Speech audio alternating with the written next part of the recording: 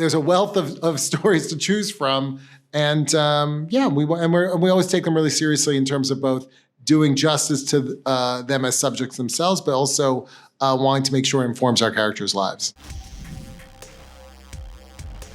Hi, Michael. How are you? Hi, great. Pleasure to connect with you, Tatiana. Pleasure to connect with you as well.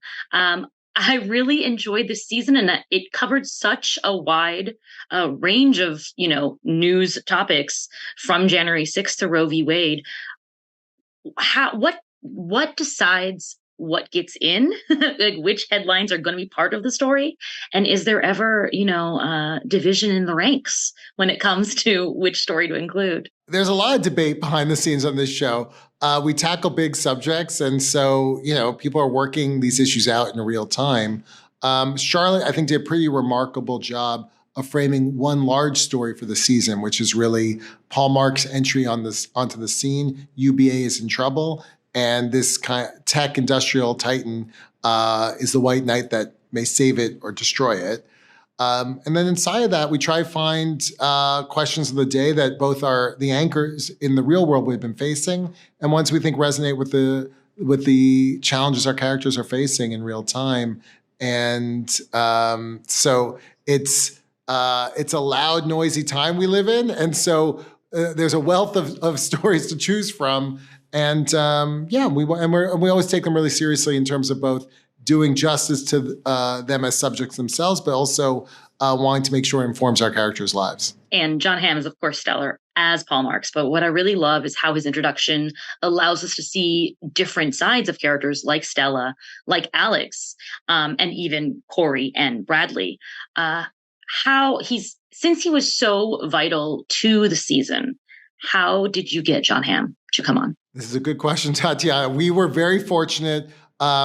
Charlotte, the pilot script was really strong, and he was excited to sort of dip back in. It's not Don Draper, right? It's a version, but it's related to the world he inhabited before. And I think for him, the opportunity to both work with Jennifer Aniston and Reese Witherspoon was a bit undeniable. And as you said, he gets to lord over Billy Crudup. He's the man until things get complicated for him by the end of the season. But it's a pretty starry role for Jon, and it's a role that I think he was looking forward to inhabiting, which is there's a version of this character that's a straight villain, and Jon gave it a depth and dimension and a humanity to it, and with a grin that was pretty delightful and delicious. And we were just thrilled he came in, but he was our only swing. So we did get, it was a hole in one with him. So we were very fortunate. That's great. I love Bradley and Laura's relationship, and it goes through quite a few twists and turns this season. What would you say to someone wondering, can they work it out? Can these two crazy kids? I defer to the audience's assessment, but I adore their relationship. I think anyone who watches it will.